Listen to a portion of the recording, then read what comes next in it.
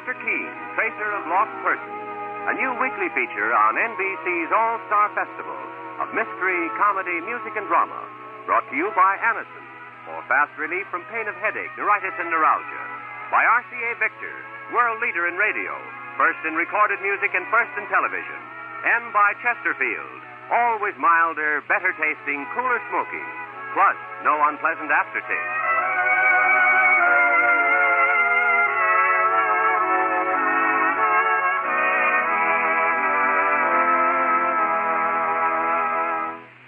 Every day you hear more and more about an incredibly fast way to relieve the pains of headache, neuritis, and neuralgia.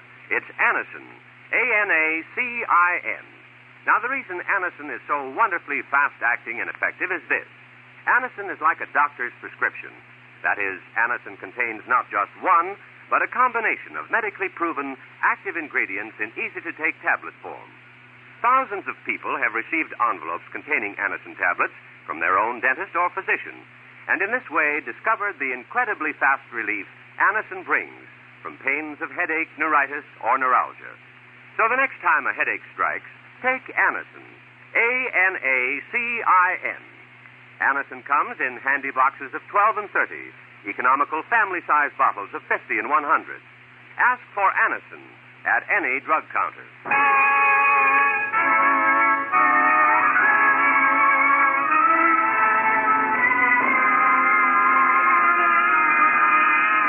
Now, Mr. Keene, Tracer of Lost Persons, one of the most famous characters of American fiction, in one of radio's most thrilling dramas.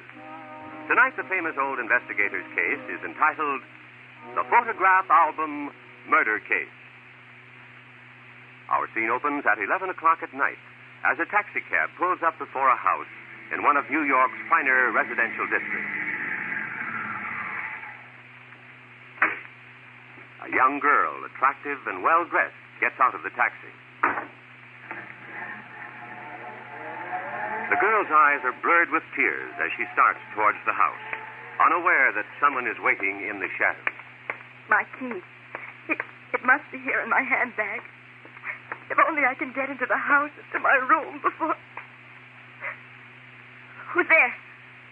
There's someone there in the shadows. You! What are you... No!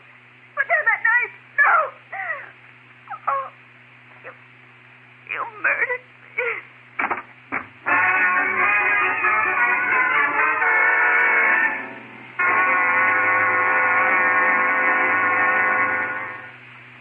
Which one of you gentlemen is Mr. Keene? Well, this is Mr. Keene, young fella.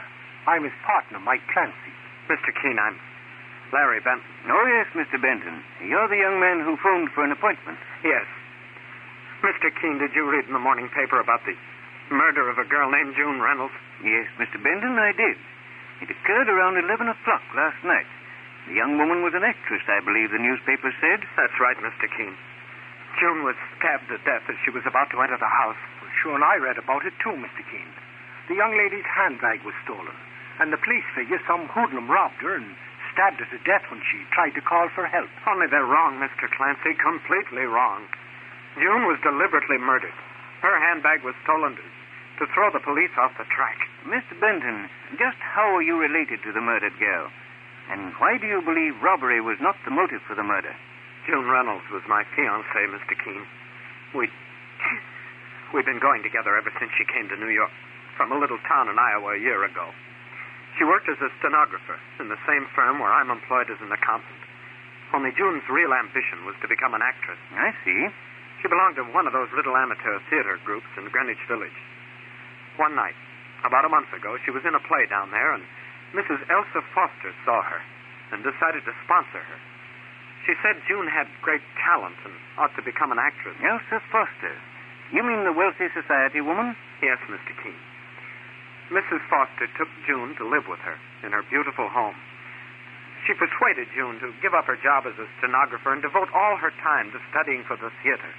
I begged June not to accept Mrs. Foster's offer. Well, sure, and why did you object to her living in an elegant house with a rich society lady? Because, Mr. Clancy, I had a feeling there was something strange about it. Mrs. Foster seemed to take charge of June completely. Whenever I phoned the house, I was told June couldn't talk to me. She never called me back, and When I finally did get to see her, she... Yes, Mr. Benton. Go on. June was like a different person, Mr. Keene. She seemed terribly worried about something. Then yesterday afternoon, I met her outside Mrs. Foster's home. I was stunned to see how pale she was. I could see that she was desperately afraid of something. Saints preserve us, but what would the young lady be afraid of, Mr. Benton? She wouldn't tell me, Mr. Clancy. But she did say that she was leaving Mrs. Foster's house the very next day. Leaving it forever. Only she was murdered before she had a chance. Mr. Keene, I need your help. I want June Reynolds' murderer found and brought to justice. My partner and I are always interested in seeing justice done, Mr. Benton. And from what you've told me, there is strong doubt that robbery was the real murder motive. Now tell me, who else lives in the Foster home besides Elsa Foster? There's her husband, Rodney Foster. He's much younger than his wife. And there's Mrs. Foster's niece, Hazel. She's... Yes? What about her, Mr. Benton? She's a strange, neurotic girl. For some reason, I had a feeling she hated June, though I don't know why. Mr. Keene, you will take the case, won't you? Yes, Mr. Benton. My partner and I will get to work on it immediately. And put your address on this slip of paper, please. We'll be in touch with you as soon as we have some news. Now, Mike. Yes, boss. We'll go directly to Mrs. Foster's home and start our investigation of June Reynolds' murder at the scene of the crime.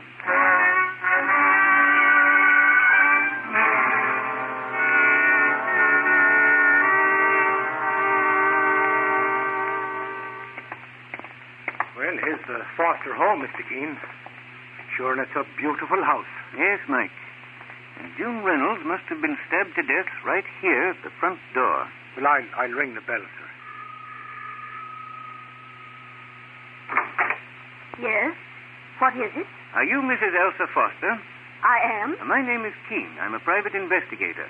And this is my partner, Mike Clancy. Mr. Keene, come in. Thank you. We should like to ask you a few questions, Mrs. Foster, about the murder of June Reynolds. About June's murder? Surely there's no reason to investigate her murder, Mr. Keene. It's obvious that some hoodlum robbed her and stabbed her to death when she tried to cry out for help. It's quite possible, Mrs. Foster, that the person who murdered June Reynolds hoped the police would think exactly that. I understand that June Reynolds was your protégée, that you were encouraging her to become an actress, and that she was living here in your home. Yes, Mr. Keene. I wanted to help her in every way possible. You see, I was on the stage myself some years ago. I suppose I wanted June Reynolds to become the great actress I had once hoped to be. You must have become very devoted to the murdered girl, Mrs. Foster. Why, Yes. Mr. Keene, who asked you to investigate this case? The murdered girl's fiancé, Larry Benton. Larry Benton? Larry Benton? You seem upset. Mr. Keene, what did Larry tell you? What did he say about me? Mrs. Foster. Larry Benton hates me. And if anyone had a motive for murdering June, I suggest it was Larry Benton. The young man says he was in love with her. Why do you make such an accusation, Mrs. Foster? Mr. Keene, I shouldn't have said that. I don't know what came over me. Elsa, my dear. Who are these men? Rodney, dear, this is Mr. Keene, the private investigator, and Mr. Clancy. Mr. Keene, this is my husband, Rodney Foster. How do you do, Mr. Foster? Glad to know you. How do you do? Rodney, that young man, Larry Benton, has asked Mr. Keene to investigate June Reynolds' murder. Really? Why, Mr. Keene? Because there seems to be some doubt, Mr. Foster, that robbery was the motive for the murder. There may have been another reason. Good heavens. Then that ties in with... With what? Rodney, don't. Please don't say anything. Well, Elsa, my dear, I think Mr. Keene should know the facts. And just what are the facts? Mr. Keene, last night my wife and I made a discovery which may have some bearing on June Reynolds' murder. Rodney, please. I suggest you allow your husband to go on, Mrs. Foster. When I returned from a business trip to South America a week ago, I brought a present for my wife, an expensive diamond necklace. Last night we discovered it was missing from the safe. Could it have been mislaid? Hardly. Mr. Keene, I suspected that the necklace might have been stolen by June Reynolds. After all, we knew very little about the girl when she came here to live. Did you confront her with your suspicions? I didn't have a chance. June had gone out for the evening. I intended to question her in the morning. Now I'm wondering if she wasn't mixed up in some way with criminals, and if the theft of my wife's diamond necklace had something to do with her murder. Rodney, I'm sure you're wrong. June Mr. wouldn't... Foster, I take it you told the police about the missing necklace? Why, no, I haven't. Why not? Mr. Keene, I asked my husband not to say anything about it to the police. June Reynolds is dead, murdered. It would be cruel to cast suspicion on her name. And the diamond necklace was insured, so there'll be no loss. I agree to go along with my wife on the matter, Mr. Keene. The fact that you concealed the theft of the necklace from the police, Mr. Foster, places you and your wife in a suspicious light. People who hide facts in a murder case often have a sinister reason for doing so. Mr. Keene, are you trying to imply that my wife or I had anything to do with the murder? I'm only telling you what the police may think. Mrs. Foster, during the time she lived here with you, did the murdered girl seem worried about anything? Or frightened? Why, no, Mr. Keene. June seemed very happy. I see. I should like to have a look at June Reynolds' room. Her room? But There may be something in her effects that will give us a clue to her murder. Where is her room, Mrs. Foster? it's the last door at the end of the hall. I'll show you. Don't bother. Mike Clancy and I will find the way. Come along, Mike. Right, sir. But what do you think, Mr. Keene? Do Mr. and Mrs. Foster know more about the murder than they're saying? It's hard to say, Mike. Well, this must be June Reynolds' room. Mike, look through the dresser for any letters or papers. Anything that might be a clue. Right, boss.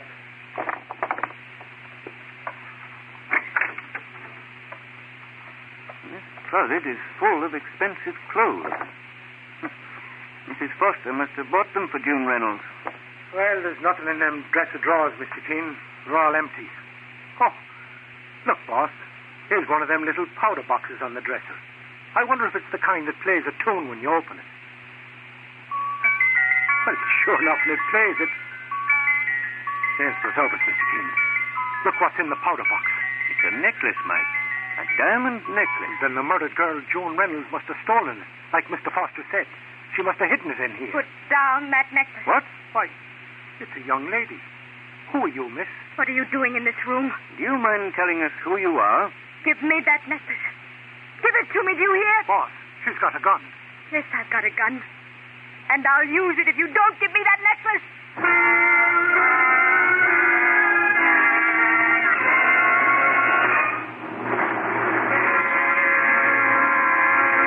Mr. Keene will return in just a moment. But first, here's a word from RCA Victor. If you think back just 3 years, you'll recognize the tremendous strides television has made in bringing us finer entertainment. Keeping pace with these advances is your local radio television serviceman. He's your neighborhood community servant, whose job it's been to keep his knowledge and equipment up to date in order to provide you with prompt, dependable service. If your own set develops trouble, your radio television serviceman will recommend the right parts and tubes to restore it to top performance standards. For example, if you should need a new picture tube, regardless of the make or model of your set, he'll recommend a genuine RCA picture tube. Your repairman knows from experience that an RCA picture tube will give you the clearest, sharpest picture your set is capable of delivering. Yes, with an RCA picture tube, you're sure of enjoying the very best that your television set has to offer.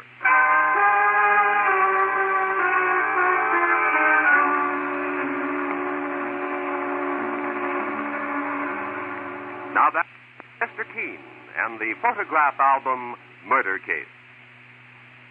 Mr. Keene is investigating the murder of June Reynolds, beautiful young actress, who was stabbed to death outside the home of wealthy, socially prominent Elsa Foster, who had been sponsoring her career.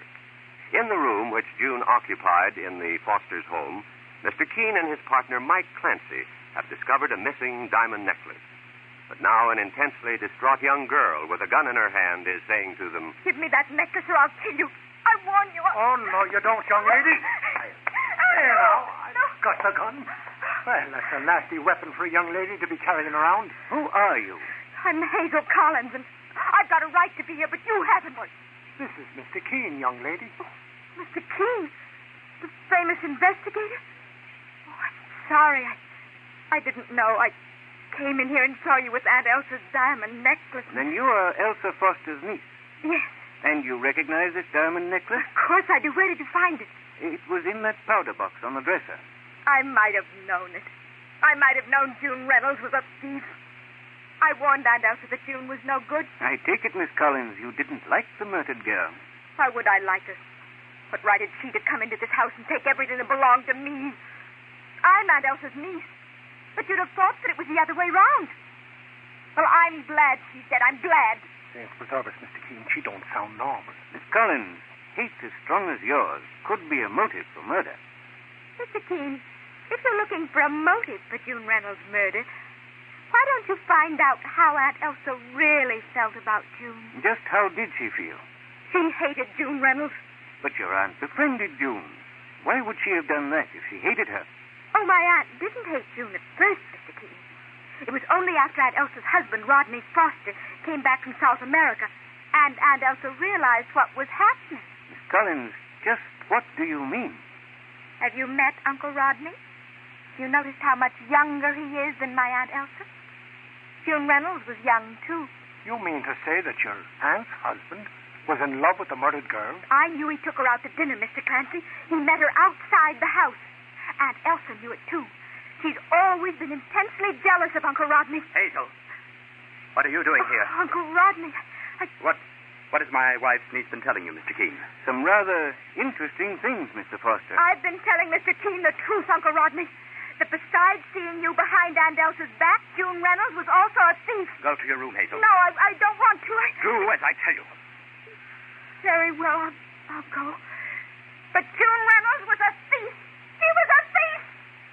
Mr. Keene, I must apologize for Hazel. She hasn't been well mentally for quite a while, and my great Scott, you found my wife's diamond necklace. Yes, Mr. Foster. It was in that powder box on the dresser. Then June Reynolds must have stolen it. Mr. Keene, this will break my wife's heart. She was so devoted to June. And what about you, Mr. Foster? I hardly knew the girl. I met her for the first time when I got back from South America a week ago. But you knew her well enough to take her to dinner, to meet her at places outside your home. What? Well, how did you... Then it's true, Mr. Foster. Very well, Mr. Keene. I won't deny it. I was attracted to June in spite of myself. I met her secretly several times. But after the other evening, I realized what a fool I was. What about the other evening, Mr. Foster? I'd met June in a restaurant on 53rd Street. Suddenly, Larry Benton walked in. Larry Benton? June Reynolds' fiancé? Yes. Larry flew into a jealous rage and made wild threats against both June and me. Well, sure, Mr. Keene, Larry Benton never mentioned that fact to us. No, Mike, he didn't. I'm beginning to wonder now if Larry Benton didn't carry out his threat against June and murder her. There's also another possibility, Mr. Foster. What is that? You admit that you were infatuated with June. If she turned you down, that might be a clear motive for murder. No. I was attracted to her, but it really meant nothing, Mr. Keene. I'm in love with my wife, Elsa. Unfortunately, you've also put your wife in a highly suspicious position. Elsa? Why, she didn't even know I was meeting June. You can't be sure of that. Your wife may have learned of it in some way and taken matters into her own hands. No. Elsa would never commit a murder. Jealousy is a strong incentive for murder. That same motive which you say could have driven Larry Benton to violence. Come along, Mike. Where to, Mr. Keene? I want to have another talk with Larry Benton, the murdered girl's fiancé. This time, he won't withhold important facts, as he obviously did before.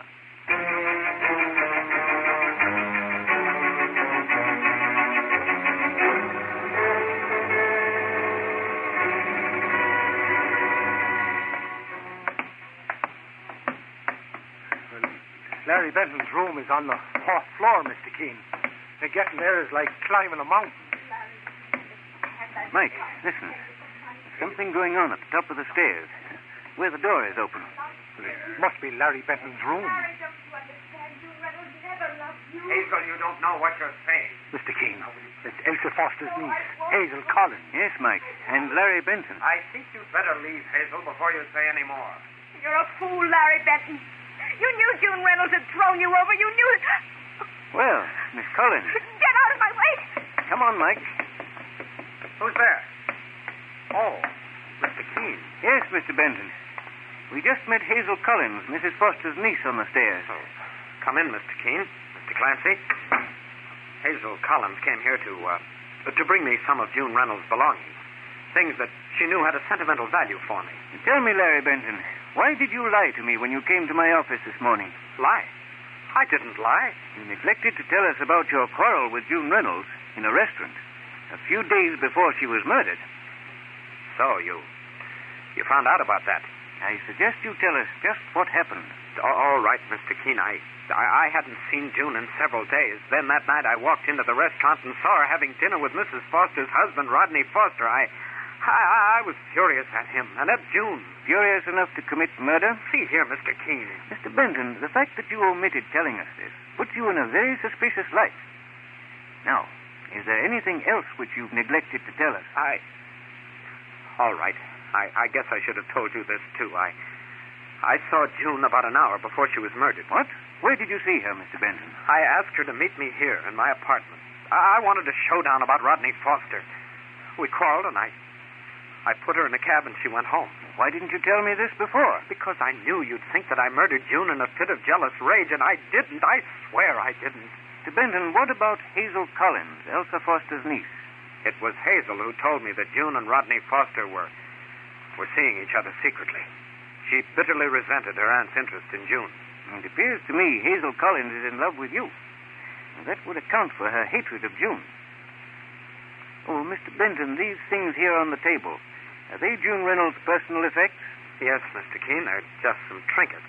And that photograph album, which I'm going to send back to June's sister in Iowa. Well, that's funny, boss. We didn't see any of them things in June Reynolds' room. I imagine Hazel Collins had already taken them, Mike. Well, this photograph album seems to contain quite a number of pictures. Yes, Mr. Keene. June's sister will probably want it. Mike. What is it, boss? I've just made a rather astonishing discovery. Larry Benton, I want to borrow this photograph album. Mr. Keene, what is it? Why are you staring at that snapshot? I want you to remain here in this room until I get in touch with you, Mr. Benton. Mike, we're going back to the office. I'm going to make a long-distance phone call. And then I think we'll be ready to close in on June Reynolds' murderer.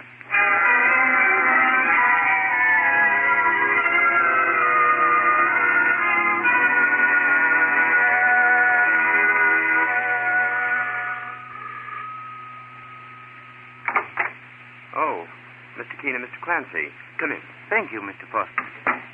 Is your wife at home? I'd like to talk to her again. Yes, Elsa's in the library. Come right in. Who is it, Rodney? Oh, Mr. Keene and Mr. Clancy. You have news of June's murder? I'm afraid what I have to say won't be pleasant, Mrs. Foster. I don't understand. Mrs. Foster, the murdered girl, June Reynolds, was a guest in your home. She accepted your generosity and kindness. And it would appear that in return, she became involved in a love affair with your husband. Keene, how dare you? Your wife already knows it, Mr. Foster. Mrs. Foster, you found out through your niece, Hazel Collins, that June and your husband were seeing each other secretly. You were intensely jealous, and jealousy is a strong motive for murder. Elsa, then it was you. No, Rodney. I didn't kill June. I swear I can prove who stabbed June Reynolds to death, Mrs. Foster. If I were to tell you that I checked with the taxi driver who brought her home last night, that he was an eyewitness to the murder... That's a lie. The taxi drove off before the murder was committed. That's right, Mr. Foster. But you couldn't know that unless you were the one who stabbed June Reynolds. You're the murderer, and you trapped yourself with your own words. Pretty clever, aren't you, Keene? Rodney. You murdered June Reynolds, and you took her handbag to make it look like robbery. You also planted the diamond necklace in her room. I suspected your guilt, Foster, when I discovered a snapshot in June's photograph album. Snapshot? What snapshot, Keene? It was a picture of the murdered girl taken when she was a youngster, in her teens. There was an older girl with her, her sister, and a man whom I recognized as you, Rodney Foster. I made a long-distance phone call to June Reynolds' sister in Iowa, and she told me the entire story.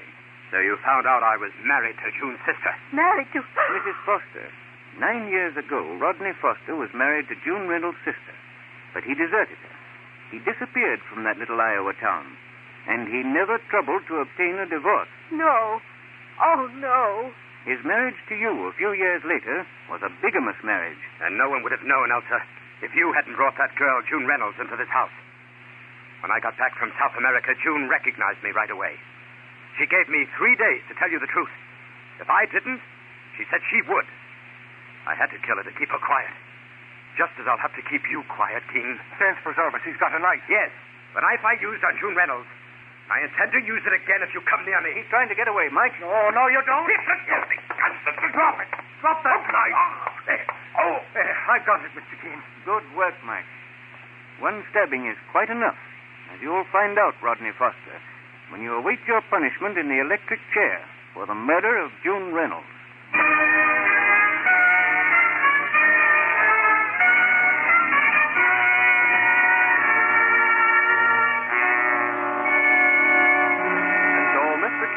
Finds the solution to the photograph album murder case.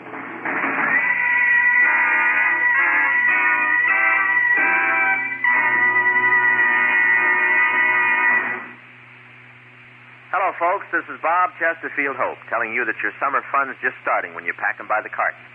Of course, I mean cartons of those milder Chesterfields. Think of it this way, folks. Vacation time is time to enjoy yourself. Time to go where you want, do what you want. A natural time to smoke the cigarette that gives you all the pleasure you want. Chesterfield. Remember, Chesterfields are milder. Always milder, better tasting, and cooler smoking. Yep, Chesterfield gives you all that plus, the added pleasure of no unpleasant aftertaste. And take it from me, folks, that's the biggest plus in cigarette history. So slip a couple of cartons of Chesterfields in that vacation suitcase. Remember the words of Bob Chesterfield Hope. Whether you go by plane, train, or bus, take the cigarette with mildness plus. I mean Chesterfield.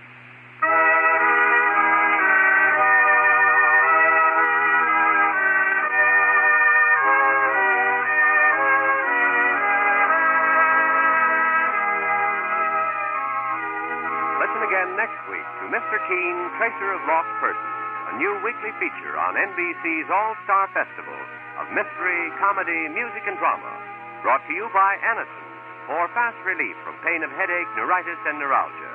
By RCA Victor, world leader in radio, first in recorded music, and first in television. And by Chesterfield, always milder, better tasting, cooler smoking, plus no unpleasant aftertaste. Mr. Keene, Tracer of Lost Persons, is based on the novel Mr. Keene. The radio sequel is originated and produced by Frank and Ann Hummert. Dialogue by Gene Carroll, directed by Richard Leonard. Philip Clark plays Mr. Keene. Your announcer, Jack Costello. Remember, Mr. Keene is now on the air at this new time, every Friday at 9:30 Eastern Daylight Saving Time. Don't miss Mr. Keene next Friday, when the kindly old tracer turns to the case of the strange murder of Carrie Ellis.